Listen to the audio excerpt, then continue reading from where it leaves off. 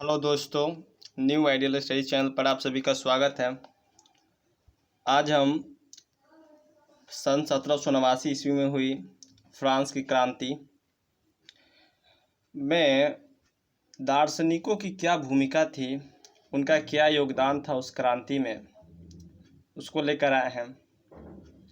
सन 1789 ईस्वी में हुई फ्रांस की क्रांति विश्व इतिहास की युगांतकारी घटनाओं में से एक है। यह क्रांति युग विभाजक क्रांति के नाम से जाना गया है। तो फ्रांसीसी क्रांति के कारण हम पहले वीडियो लेक्चर में इसका पूरी तरह से विश्लेषण किए हैं। अगर आप नहीं देखे हैं तो वो पहले देख लें।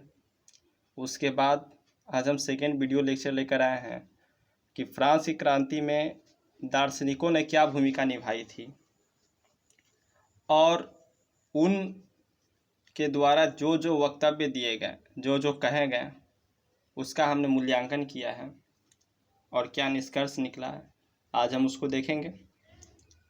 देखिए, ये शुरू करते हैं। कहता है, किसी भी देश में राजनीतिक क्रांति से पहले बौद्धिक क्रांति अवश्य होती है, जिसमें विचारक दार्शनिक अपने लेख के माध्यम से जनता का ध्यान दूषित व्यवस्था की ओर आकर्षित करते हैं। कहता है, किसी भी देश में, चाहे कोई भी देश हो, वहाँ पर अगर राजनीतिक क्रांति होने वाली है तो उससे पहले बौद्धिक क्रांति कैसे आएगी? विचारकों द्वारा, दार्शनिकों द्वारा आएगी बौद्धिक क्रांति, यानी कि दिमाग में सोच का परिवर्तन, क्रांतिकारी सोच का प्रवेश, उसे हम बौद्धिक क्रांति कहते हैं। तो राजनीतिक क्रांति से पहले बौद्धिक क्रांति जरूर आएगी, जिसमें कौन कौन भूमिका अदा करेंगे उस बौद्धिक क्रांति लाने में, उस क्रांतिकारी सोच को डालने में। तो उसमें विचारक, दार्शनिक, जो अपने लेख के द्वारा, अपने वक्तव्य के द्वारा, अपने विचार के द्वारा जनता को उस दूषित व्यवस्था की ओर आकर्षित करेंगे, यानी कि वो बताने का प्रयास करेंगे कि समाज में बुराई कहाँ है, समाज किस तरह कुव्यवस्था की ओर बढ़ रहा है। इस तरह अपने लेखनी के द्वारा, विचारों के द्वारा जो हमारे विचारक हैं, दार्शनिक हैं, वो बौद्धिक क्रांति लाते हैं। और ये किसी भी देश में राजनीतिक क्रांति से पहले होता है, जो कि फ्रांस में हुआ था। आगे देखिए, 18वीं शताब्दी में चिंतन जगत में फ्रांस सबसे आगे था, इसलिए बौद्धिक आंदोलन की उपज फ्रांस को माना जाता है। चूँकि 18वीं शताब्दी यानी कि 1701 से 1799, जबकि फ्रांसीसी क्रांति हुई थी 1789 ईस्वी में, तो उस दौरान 18वीं शताब्दी में फ्रांस में सबसे पहले चिंतक, विचारक का जन्म हुआ, जिन्होंने अपने वक्तव्य के द्वारा फ्रांस में बौद्धिक क्रांति को जन्म दिया। यहाँ पर कहता है कि चिंतन जगत में फ्रांस सबसे आगे था, ठीक, इसलिए बौद्धिक आंदोलन की उपज फ्रांस को माना जाता है। चूँकि देखिए, जो फ्रांसीसी क्रांति हुई थी वो अपने ही शासक के विरुद्ध हुई थी, और यूरोप में ऐसा क्रांति पहले कभी नहीं हुआ था। और यह जो क्रांति था, दार्शनिकों ने उसमें अपनी भूमिका अदा की थी। उन्होंने मानसिक चेतना को जगाया था, उन्होंने कुव्यवस्था की ओर जनता के ध्यान को आकर्षित किया था। तो सर्वप्रथम चिंतन जगत में फ्रांस सबसे आगे था, इसलिए बौद्धिक आंदोलन सर्वप्रथम फ्रांस में हुआ और बौद्धिक आंदोलन की उपज फ्रांस को माना जाता है। फ्रांस जिसमें 1789 ईस्वी की क्रांति हुई और वह अपने शासक के विरुद्ध क्रांति हुई, उसमें दार्शनिकों ने अपनी भूमिका अदा की। आगे देखिए, फ्रांस में रूसो, वॉल्टेयर, मॉन्टेस्क्यू, डिदरो, क्वेसने जैसे विचारक, जिन्होंने अपनी लेखनी द्वारा फ्रांस की कुरीतियों को उजागर किया। अब ये दार्शनिक आए, रूसो हो गए, वॉल्टेयर हो गए, मॉन्टेस्क्यू हो गए, डिदरो हो गए, क्वेसने हो गए, ये सभी विचारक जो थे वो फ्रांस की क्रांति में आगे आए। फ्रांस की क्रांति के पूर्व फ्रांस की जनता के मस्तिष्क और विचारों को क्रांतिकारी विचारों से भरा, राष्ट्रवाद को जगाया। ये थे विचारक। ये विचारक सामने आए। आगे देखिए, विचारकों ने, लेखकों और विचारकों ने लोगों की कठिनाई पर प्रकाश डालकर उनके असंतोष की गति को बढ़ाया। यानी कि उन्होंने जनता को बताया कि आप किस प्रकार अपने आप में असंतुष्टि का भावना आप में है, आप खुश क्यों नहीं हैं, आखिर समाज में बुराई क्या है, आखिर समाज में गलत कहाँ हो रहा है, राजा कैसे निरंकुश हो गया है। दार्शनिकों ने इसका पर्दाफाश किया था। दार्शनिक ने शासन के खोखलेपन का पर्दाफाश किया, कुलीन और पादरी के विशेषाधिकार की तीव्र आलोचना की, राज्य के दैवीय सिद्धांत को गलत बताया और कृषकों के शोषण का विरोध किया। हमारे जो दार्शनिक थे, रूसो, वॉल्टेयर, दिदरो, मॉन्टेस्क्यू, क्वेसने, इन्होंने शासन के खोखलेपन का पर्दाफाश किया। कहाँ खोखला है शासनपन में?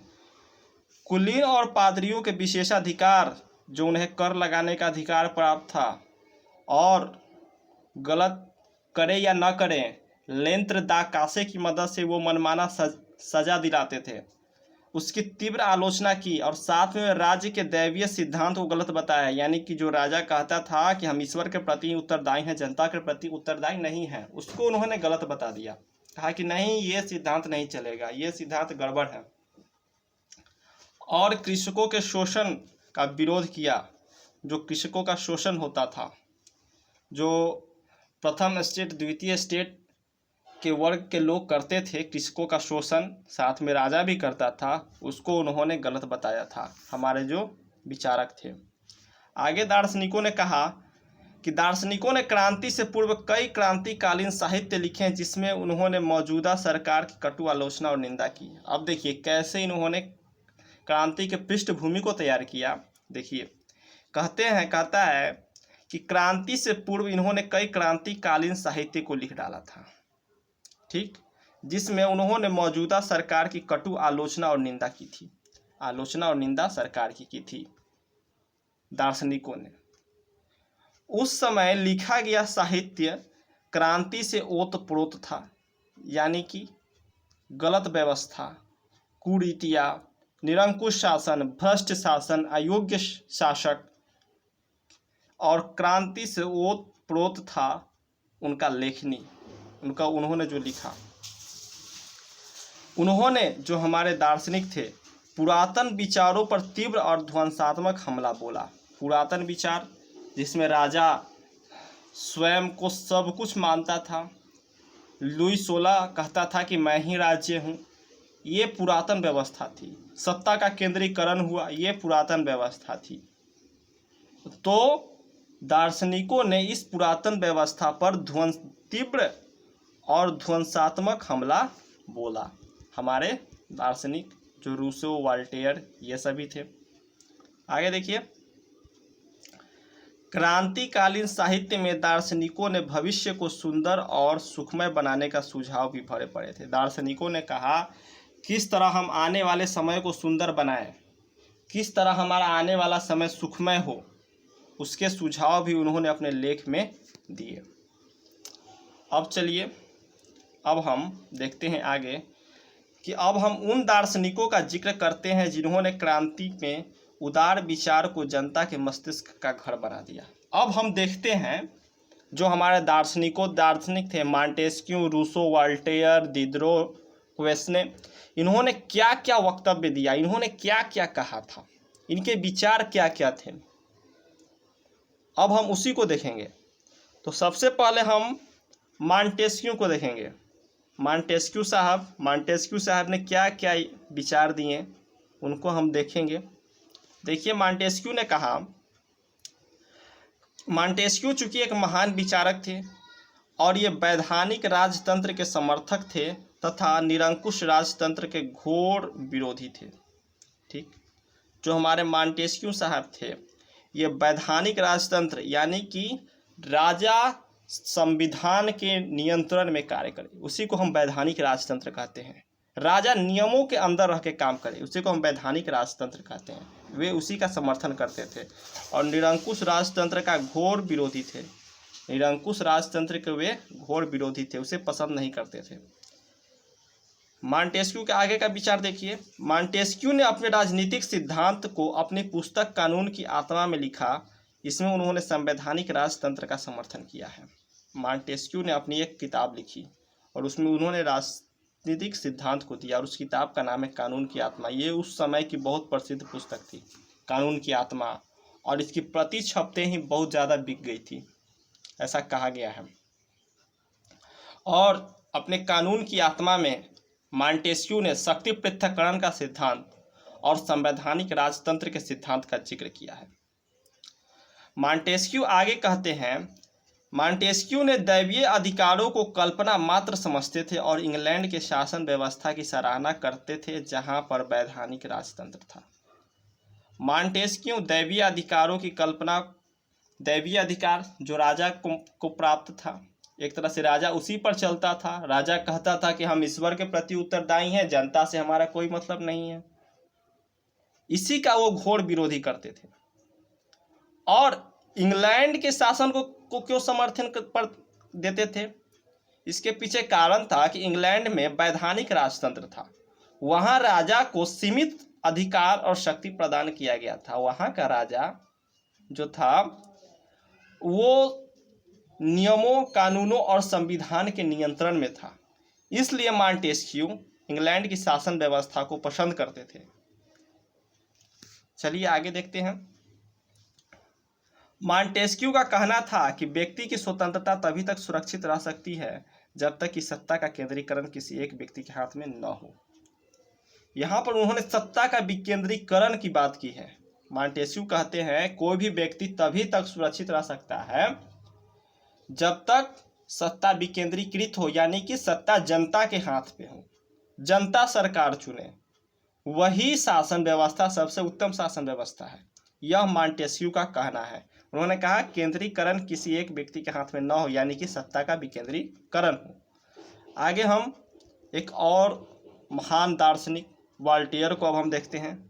वॉल्टेयर जो कि फ्रांस की क्रांति में इन्होंने अपनी क्या भूमिका अदा की, ये भी एक महान दार्शनिक हुए वॉल्टेयर महोदय। अब हम लोग वॉल्टेयर के विचार को जानेंगे। तो वॉल्टेयर क्या थे, क्या कहे, आइए जानते हैं। वॉल्टेयर भी फ्रांस की क्रांति के युग के महान विचारक थे। वॉल्टेयर ने चर्च की रूढ़िवादिता और शोषण का कट्टर विरोध किया। वॉल्टेयर महोदय चर्च की रूढ़िवादिता पर, यानी कि चर्च जो भ्रष्ट हो चुका था उस समय पादरियों के कारण, उनकी रूढ़िवादिता यानी कि पुराने विचार, पुरातन पंथी के घोर विरोधी थे। और जो शोषण करता था चर्च, धार्मिक कर, टीथ जो एक धार्मिक कर था उसको लेता था, एक तरह से जनता का शोषण करता था, उसको उन्होंने घोर विरोध किया। इसलिए वॉल्टेयर चर्च के विरोधी थे। वॉल्टेयर देखिए, वॉल्टेयर कहते क्या है। वॉल्टेयर ने अपनी लेखनी के माध्यम से चर्च की बुराइयों को जनता के समक्ष रखा। उन्होंने अपनी विचार को अपने लेख के द्वारा प्रदर्शित किया और चर्च की बुराई को जनता के समक्ष रख दिया। आगे वॉल्टेयर ने कहा कि ईश्वर मनुष्य के हृदय में है, वह चर्च और बाइबल में नहीं है। वॉल्टेयर कहते हैं ईश्वर मनुष्य के हृदय में है, वह न तो चर्च में वास करता है और न ही बाइबल में वास करता है। वॉल्टेयर आए कहते हैं चर्च को अंधविश्वासों का गढ़, विचारों की स्वतंत्रता का शत्रु बताया है। वॉल्टेयर कहते हैं चर्च जो है अंधविश्वास है, अंधविश्वास का गढ़ है और वहाँ पर विचार का स्वतंत्रता नहीं है, वहाँ आप खुलकर विचार नहीं दे सकते हैं। स्वतंत्र विचारों का शत्रु है कौन? चर्च। आगे वॉल्टेयर ऐसे शासन व्यवस्था के समर्थक थे जिसमें जन कल्याण हो और शक्ति जनता के हाथ में हो। वॉल्टेयर कहते हैं कि हम उस शासन के हिमायती हैं, हम उस शासन को पसंद करते हैं जिसमें शक्ति जनता के हाथ में हो और उसमें जन कल्याण हो, लोगों का कल्याण हो। अब हम आगे एक और दार्शनिक रूसो के विषय में अध्ययन करेंगे जो कि फ्रांसीसी क्रांति में महत्वपूर्ण सिद्ध हुए। इतिहासकार कहते हैं, जो इतिहासकार फ्रांस की क्रांति में दार्शनिकों के योगदान को समर्थन करते हैं, वो कहते हैं कि फ्रांस की क्रांति दार्शनिकों के कारण ही हुई। वो कहते हैं कि अगर रूसो पालने में मर जाता, यानी कि जब जन्म लेता उसी समय मर जाता, तो फ्रांस की क्रांति नहीं होती। और दूसरा इतिहासकार का वर्ग जो कहता है कि फ्रांस की क्रांति में दार्शनिकों की भूमिका नहीं है, वो कहते हैं कि अगर रूसो पालने में न भी मरता, जीवित भी रहता, तो भी क्रांति होकर ही रहती। ये थी रूसो की भूमिका फ्रांस की क्रांति में। आइए हम जानें कि आखिर रूसो क्यों इतना महत्वपूर्ण है, उनका वक्तव्य क्या है, उन्होंने क्या क्या विचार दिए। तो रूसो सदी के महान और क्रांतिकारी विचारक हुए, जिन्होंने पुरानी रूढ़ियों की अवहेलना की और स्वतंत्रता समानता के विचार प्रस्तुत किया, साथ में निरंकुश शासन व्यवस्था का घोर विरोध किया। हमारे जो रूसो साहब थे वे क्रांतिकारी विचार के समर्थक थे और पुरानी रूढ़ियों की अवहेलना करते थे। वे कहते थे कि पुरातन पंथी को हटाइए, पुरानी जितनी परंपरा है जिससे जनता का शोषण हो रहा है उसको खत्म कीजिए, और स्वतंत्रता और समानता के हिमायती थी। ये जो फ्रांसी क्रांति का नारा था, स्वतंत्रता, समानता और बंधुत्व, उसमें स्वतंत्रता और समानता इनके ही विचारों से उत्पन्न हुआ। वहाँ पर स्वतंत्रता और समानता, उन्होंने इस विचारों को प्रस्तुत किया था। और साथ में वे निरंकुश शासन व्यवस्था के घोर विरोधी थे। वे कहते थे कि निरंकुश शासन व्यवस्था नहीं हो, इसका उन्होंने घोर विरोध किया था, निरंकुश शासन व्यवस्था का। आगे रूसो ने दैवीय अधिकार को नकार दिया और कहा कि राजा ईश्वर के प्रति उत्तरदायी है। उन्होंने कहा कि राजा ईश्वर के प्रति उत्तरदायी नहीं है, बल्कि वह अपनी जनता के प्रति उत्तरदायी है। राजा जनता का सेवक है, स्वामी नहीं। देखिए रूसो कितना बढ़िया बात कहा है। रूसो ने कहा कि राजा ईश्वर के प्रति उत्तरदायी है ये नहीं है, वो तो जनता का शासक है और वो जनता का स्वामी नहीं, सेवक है। जनता जब चाहे उसे रख सकती है, जब चाहे उसे हटा सकती है। यहाँ पर रूसो का बात लोगों के मन में घर कर गया। लोगों ने सोचा कि रूसो सही बोल रहे हैं, और वो सही था ही। उन्होंने क्लियर कह दिया कि राजा ईश्वर के प्रति उत्तरदायी नहीं है, बल्कि वह जनता के प्रति उत्तरदायी है, और वह जनता का सेवक है, स्वामी नहीं। आगे रूसो ने कहा कि यदि राजा समझौता का उल्लंघन कर स्वेच्छाचारी बनता है, तो जनता का अधिकार है कि वह उसे पदच्युत कर दे। आगे रूसो कहते हैं, रूसो ने कहा कि यदि राजा समझौता का कोई भी उल्लंघन करता है, जो उसने जनता के साथ वादा किया, समझौता किया, और स्वेच्छाचारी बनता है, तो जनता का अधिकार है कि वह उसे अपने पद से हटा दे, पदच्युत कर दे। यदि कोई भी समझौता राजा तोड़ता है और वह अपने मन से शासन करता है, स्वेच्छाचारी शासन मतलब नियंत्रण से बाहर का शासन, अपने मन का शासन, तो जनता उसे अपने पद से हटा दे, उसे पद पर बने रहने का कोई अधिकार नहीं है। आगे रूसो कहते हैं कि मनुष्य जन्म से ही स्वतंत्र है, लेकिन वह हर जगह जंजीर से जकड़ा हुआ है, अतः मनुष्य को प्रकृति की ओर लौटना चाहिए। वे यहाँ पर स्वतंत्रता का परिभाषा देते हैं, स्वतंत्रता की बात करते हैं और कहते हैं कि मनुष्य जन्म से स्वतंत्र है, लेकिन वह हर जगह जंजीर से जकड़ा हुआ है। आधुनिक व्यवस्थाओं ने उसे जकड़ लिया है। देखिए ये थे रूसो के विचार। और कहें, रूसो ने कहा कि मनुष्य को प्रकृति की ओर लौटो, जहाँ से तुमने जन्म लिया है उसी ओर लौटो, वहीं पे स्वतंत्रता है। अब हम फ्रांस की क्रांति के एक और दार्शनिक जिनका नाम दिदरो है, उनके वक्तव्यों को देखेंगे। उन्होंने क्या क्या कहा। दिदरो कहते हैं, जो कि एक महान दार्शनिक हुए, उन्होंने शासन की कुव्यवस्था से लोगों को अवगत कराया। कुव्यवस्था यानी कि निरंकुश शासन, भ्रष्टाचारी शासन, अनियंत्रित शासन, शासन की कुव्यवस्था से लोगों को अवगत कराया। दिदरो ने अपनी एक पुस्तक लिखी जिसका नाम विश्वकोश था। उसमें एक तंत्र शासन प्रणाली, सामंतवादी कर व्यवस्था, शोषण, अंधविश्वास, न्याय व्यवस्था का खोखलापन तथा दास प्रथा पर की घोर निंदा की। अपने विश्वकोश में जो दिदरो का लिखा हुआ पुस्तक है उसमें एक तंत्र शासन प्रणाली यानी कि राजा ही शासन का केंद्र बिंदु है, तो वही एक तंत्र शासन प्रणाली। सामंतवादी कर व्यवस्था, जो सामंत होते थे वो बेमांगा कोई अनिश्चित कर लेते थे और जनता का शोषण करते थे। चर्च के प्रति जनता का अंधविश्वास, न्याय व्यवस्था का खोखलापन यानी कि अनियमित न्याय, उन्होंने अपने उस पुस्तक जो विश्वकोश है उसमें घोर निंदा की थी इसकी। आगे हमारे एक दार्शनिक आए क्वेसने, ये विशेषकर एक अर्थशास्त्री थे। इन्होंने आर्थिक रूप में सुझाव दिया था। चूँकि फ्रांस की क्रांति के तात्कालिक कारण में आर्थिक कारण शामिल था, तो क्वेसने ने आर्थिक क्षेत्र में अपना योगदान दिया। क्या क्या सुधार हो सकता था, इस दौरान उन्होंने अपने वक्तव्य दिए थे।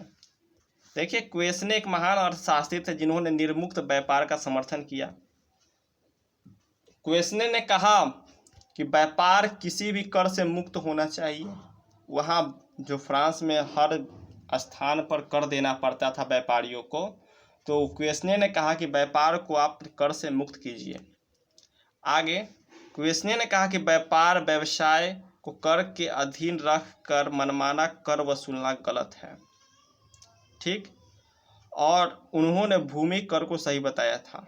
जो क्वेसने थे, जो किसान, मजदूर, मध्यम वर्ग भूमि कर देता था राजा को, उन्होंने इसको सही ठहराया था। चलिए आगे, अब हम विचारकों की भूमिका का मूल्यांकन करेंगे कि कहाँ तक कौन से विचारक सही थे, गलत थे, उन्होंने क्या कहा, उसका हम लोग मूल्यांकन करते हैं। हम लोग चलिए देखते हैं। फ्रांस की 1789 ईस्वी की महान क्रांति ने दार्शनिकों की भूमिका को लेकर इतिहासकार दो खेमे में बंट गए। पहला पक्ष यह कहता है कि दार्शनिकों के कारण ही क्रांति हुई, जबकि इतिहासकारों का दूसरा पक्ष यह कहता है कि क्रांति की आग और इसकी रूपरेखा पहले से ही तैयार थी, दार्शनिकों ने सिर्फ इसमें चिंगारी दी। यहाँ पर देखिए, 1789 में जो फ्रांस की महान युगांतकारी घटना हुई उसमें इतिहासकार दो खेमों में बंट गए। दार्शनिकों के विचार को लेकर इतिहासकार दो खेमों में बंट गए। इतिहासकार का एक खेमा कहता है कि क्रांति जो है वो दार्शनिकों के कारण ही हुई। ये पहला खेमा है जो कहता है कि क्रांति दार्शनिकों के कारण ही हुई, जबकि इतिहासकार का दूसरा खेमा यह कहता है कि क्रांति की आग और इसकी रूपरेखा पहले से ही तैयार थी, दार्शनिकों ने सिर्फ इसमें चिंगारी दी।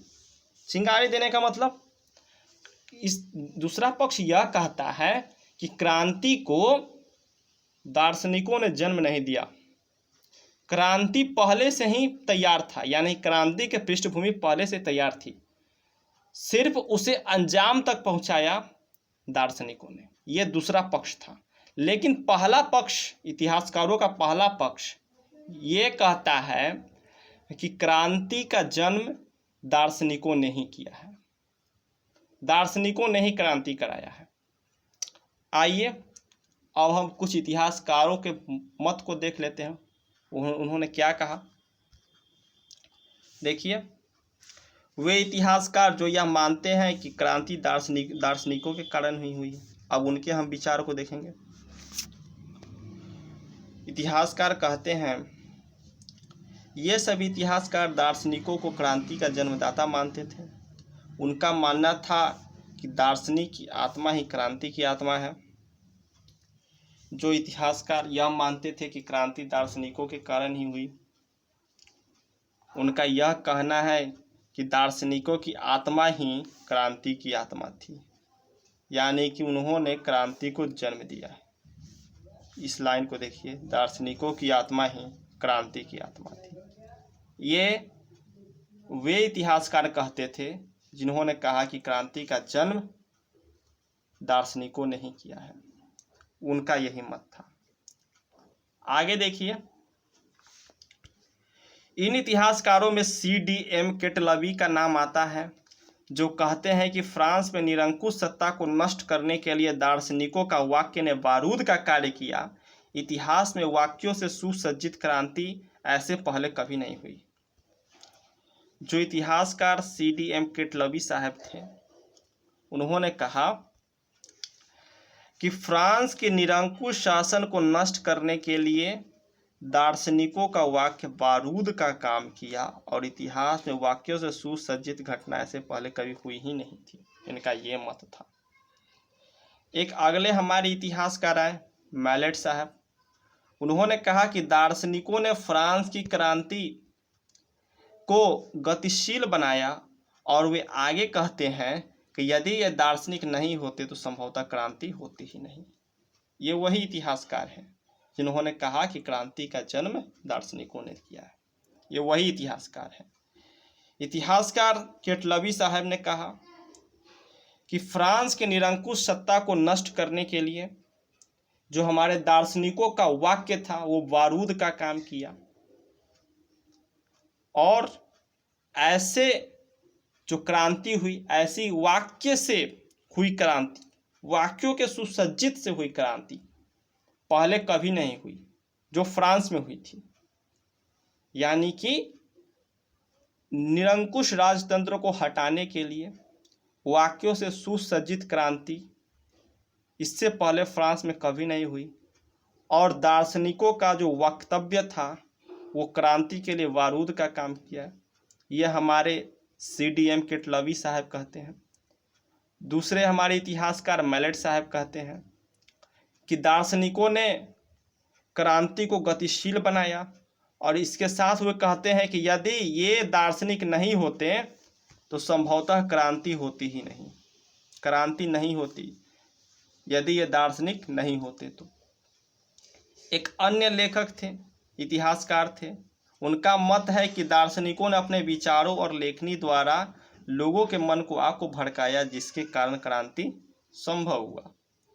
तो ये वही इतिहासकार थे जिन्होंने कहा कि क्रांति का जन्म दार्शनिकों द्वारा हुआ है, दार्शनिकों ने ही क्रांति कराया है।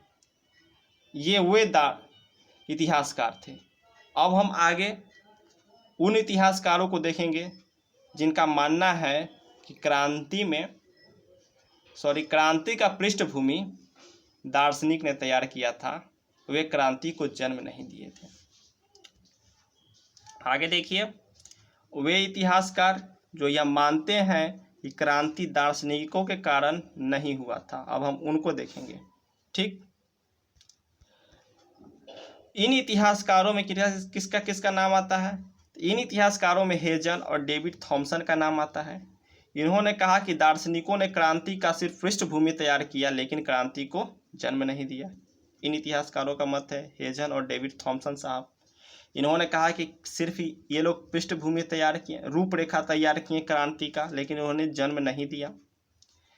इन इतिहासकारों के अनुसार फ्रांस की क्रांति राष्ट्रीय विस्फोट, निरंकुश शासन की भूल और दुर्बलताओं का परिणाम था। इन इतिहासकारों ने क्या कहा कि फ्रांस की क्रांति हुई तो क्यों हुई? दार्शनिकों का योगदान था, इन्होंने पृष्ठभूमि तैयार की, लेकिन मूल कारण क्या था?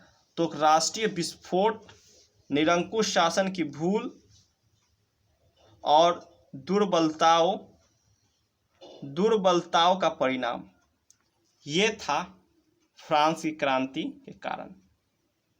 इन्होंने अपने विचार दिए। अब वे आगे भी कहते हैं कि इन इतिहासकारों ने क्रांति में दार्शनिकों के सहयोग को इनकार नहीं किया है।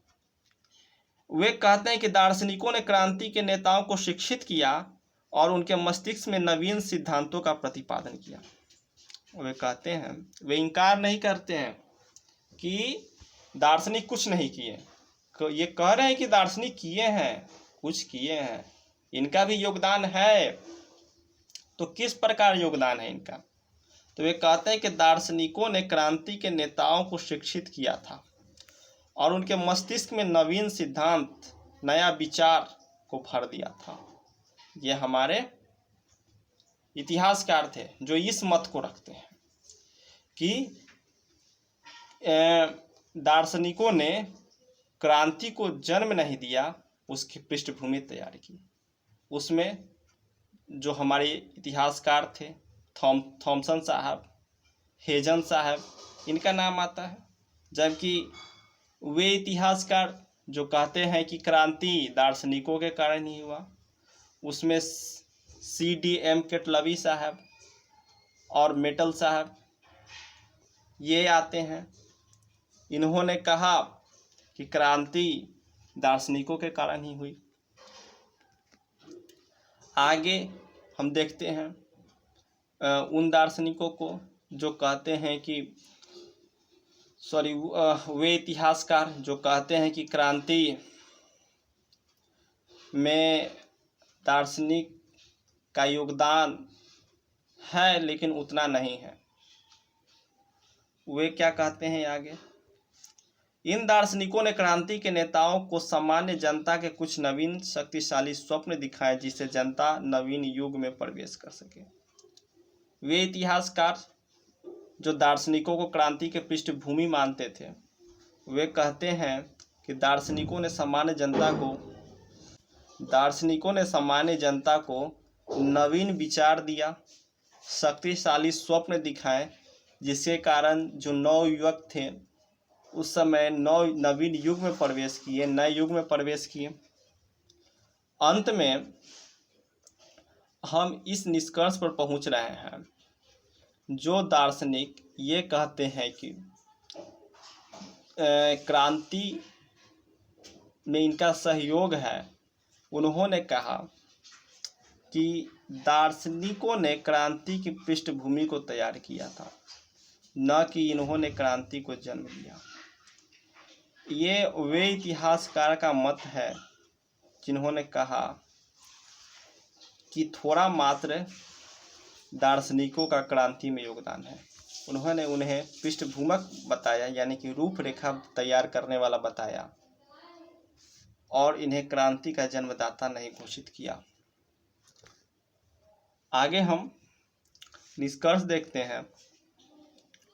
निष्कर्ष हम ये देखते हैं कि इतिहासकारों के दोनों मतों को देख लेने के पश्चात हम उस सत्य पर पहुंचते हैं कि यथार्थ रूप से क्रांति में दार्शनिकों की भूमिका क्या थी। आखिर वास्तव में दार्शनिकों ने क्या भूमिका निभाया था, हम उस निष्कर्ष पर पहुंचेंगे। चलिए देख लेते हैं। वस्तुतः दिदरो का विश्वकोश, वॉल्टेयर, रूसो, मॉन्टेस्क्यू ने राष्ट्र में व्याप्त बुराइयों और सरकार की नग्नता को जनता के समक्ष रख दिया था। दार्शनिकों ने अपना कार्य किया। देखिए, जो दिदरो का विश्वकोश है, वॉल्टेयर, रूसो, मॉन्टेस्क्यू, जिन्होंने कानून की आत्मा लिखी थी, उन्होंने राष्ट्र में व्याप्त बुराइयों को और सरकार की नग्नता को जनता के समक्ष रख दिया था। आगे क्या? इन दार्शनिकों ने उस समय के तात्कालिक परिस्थितियों को उस सीमा तक पहुंचा दिया जो किसी के लिए संभव नहीं था। ये सबसे महत्वपूर्ण लाइन है। दार्शनिकों ने तत्कालीन परिस्थितियों को क्रांति तक पहुंचा दिया, यानी कि जनता अब क्रांति के लिए तैयार थी। ये काम, जनता को क्रांति के लिए तैयार करने का काम दार्शनिकों ने किया था। तो ये कहा गया कि दार्शनिकों ने वो काम किया जो कोई और नहीं कर पाया। उन्होंने उस परिस्थिति को क्रांति तक पहुंचा दिया जो किसी के लिए संभव नहीं था। देखिए आगे। अतः हम कह सकते हैं कि फ्रांसीसी क्रांति का बारूद पहले से ही तैयार था, दार्शनिकों ने सिर्फ उसमें चिंगारी का कार्य दिया। हम ये सभी निष्कर्ष निकालते हैं, ये सभी पढ़ने के बाद निष्कर्ष निकालते हैं कि क्रांति का बारूद तो पहले से ही तैयार था और दार्शनिकों ने सिर्फ उसमें अपनी चिंगारी दी, और चिंगारी के रूप में 1789 ईस्वी की महान युगांतकारी घटना घटी जिसमें लेखकों का योगदान था। तो ठीक है, वीडियो पसंद आए लाइक कीजिए, चैनल को सब्सक्राइब कीजिए, ज़्यादा से ज़्यादा शेयर कीजिए। धन्यवाद।